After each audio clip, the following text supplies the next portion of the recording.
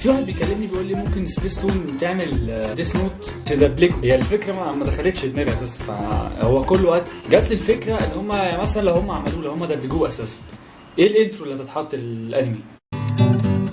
حلمنا نهارنا عمل، نملك الخيار وخيارنا الأمل، وتهدينا الحياة أضواء في آخر النفق، تدعونا كي ننسى ألما عشنا، نستسلم لكن لا، ما دمنا أحياء نرزق، ما دام الأمل طريقا فسنحيا.